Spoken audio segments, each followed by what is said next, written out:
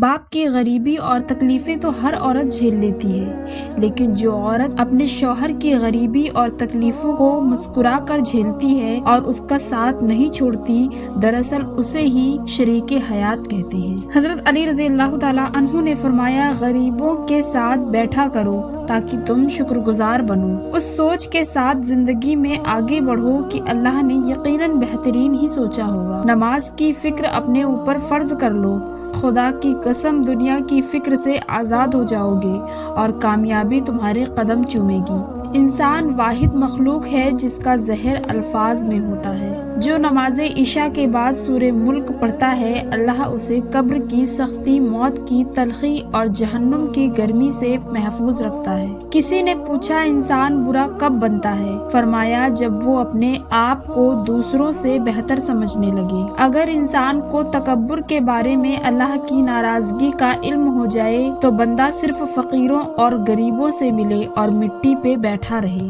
رسول اللہ صلی اللہ علیہ وسلم نے ارشاد فرمایا، لوگوں میں بدترین شخص وہ ہے جو اپنے گھر والوں کے حق میں تنگی کرنے والا ہو۔ رسول اللہ صلی اللہ علیہ وسلم نے ارشاد فرمایا، ہر نماز دوسری نماز سے پہلے ہونے والی خطاؤں کو مٹا دیتی ہے۔ اللہ تعالیٰ ماں باپ کو ستانے کا گناہ نہیں بخشے گا۔ تم میں سے پوری عقل والا وہ ہے جو اللہ سے سخت خوف والا ہے۔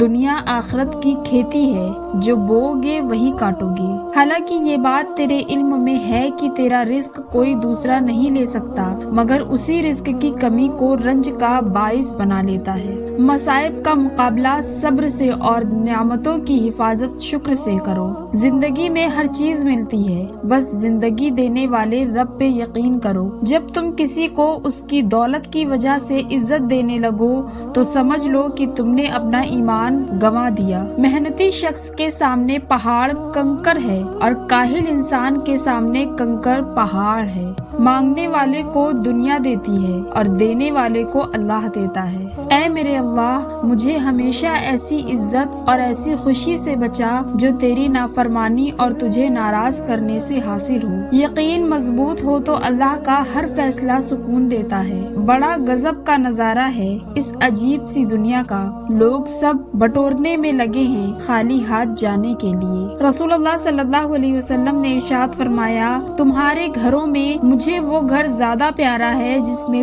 یتیم کی عزت ہو۔ رسول اللہ صلی اللہ علیہ وسلم نے فرمایا، حیا ایمان کا ٹکڑا ہے اور ایمان کا انجام جنت ہے، اور بے حیائی ظلم ہے اور ظلم کا انجام دوزخ ہے۔ اللہ تعالیٰ فرماتا ہے کہ اے ابن آدم، تو خرچ کرتا جا، میں تجھ کو دیے جاؤں گا۔ حدیث پاک میں ارشاد ہے کہ صدقہ کر کے اپنے اور اپنے رب کے درمیان تعلق پیدا کرو، تمہیں رزق دیا جائے گا، تمہاری مدد بھی کی جائے گی اور تمہارے نقصان کی تلافی بھی کی جائے گی۔ اللہ تعالیٰ نے فرمایا، اے جبرائیل، محمد صلی اللہ علیہ وسلم کے پاس جاؤ اور کہو کہ ہم آپ کی امت کے بارے میں آپ کو راضی کریں گے اور ہم آپ کو تکلیف نہ ہونے دیں گے۔ وہی تو فیصلہ کرتا ہے پتھر کے مقدر کا، کسے ٹھوکر پر رکھنا ہے، کسے اسود بنانا ہے۔ کسی کی تباہ حالی پر خوش نہ ہو، خبر نہیں کل زمانہ تمہارے ساتھ بھی یہی برتاؤ کرے۔ کچھ باتیں اللہ کے سوا کسی کو سمجھ نہیں آتی، کچھ دکھ صرف اللہ کو سنانے والی ہوتی ہے۔ زندگی گزارنا نہیں جینا سیکھیں۔ ہر انسان کی زندگی میں دکھ پریشانیاں آتی ہیں، ان کا اشتہار لگانے سے ہمدردی تو مل جاتی ہے مگر سکون نہیں ملتا۔ وہ لوگ دوریوں کے ہی قابل ہیں جنہوں نے آپ کی نزدیکیوں کی قدر نہیں کی۔ دوریوں میں ہی پرکھے جاتے ہیں رشتے، آنکھوں کے سامنے تو سبھی وفادار ہوتے ہیں۔ زمین کے جس ٹکڑے پر تم نماز پڑھتے ہو وہ حصہ تمہارا گواہ بن جائے گا۔ زندگی میں چوٹ لگنا بہت ضروری ہوتا ہے کیونکہ زخم جیسا کوئی استاد نہیں۔ جب تمہاری مشکلات حد سے زیادہ بڑھنے لگیں تو سمجھ لو کہ اللہ تمہیں بلند مقام دینے والا ہے۔ انسان کچھ درد اپنی آنکھوں میں اور کچھ درد اپنی مسکراہٹ میں چھپا لیتا ہے۔ زندگی میں ہوئے دو چیزیں یاد رکھیں، جب آپ اکیلے ہوں تو اپنے خیالات کا خیال رکھیں، اور جب آپ لوگوں کے ساتھ ہوں تو اپنے الفاظ کا خیال رکھیں۔ اچھے کے ساتھ اچھے رہو، لیکن برے کے لیے برے مت بنو، کیونکہ تم پانی سے خون صاف کر سکتے ہو، خون سے خون نہیں۔ دل کا اچھا ہونے سے بہتر ہے زبان کا اچھا ہونا، کیونکہ لوگوں کا واسطہ سب سے پہلے آپ کی زبان سے پڑتا ہے۔ دل تک تو کچھ ہی لوگ پہنچتے ہیں، ان کے دل ہمیشہ روشن رہتے ہیں جن کی زبانیں اللہ پاک کے ذکر سے تر رہتی ہیں۔ اللہ سب جانتا ہے، انسان کی نیت بھی اس کا دکھاوا بھی۔ کچھ باتیں ایسی بھی ہوتی ہیں جن کا جواب خاموشی ہوتا ہے۔ تربیت کے رنگوں میں ایسے ڈھلو کہ لوگ تمہیں پڑھنا چاہیں، تمہارے ساتھ رہنا چاہیں، تمہیں سننا چاہیں اور تمہارے جیسا بننا چاہیں۔ ایک خوبصورت دل ہزار چہروں سے بہتر ہے۔ میری طلب سے میرے نصیب تک معاملہ میرے خدا کا ہے۔ میں اکثر سوچتی ہوں کتنا اچھا ہے اللہ کو وضاحتیں نہیں دینی پڑتی،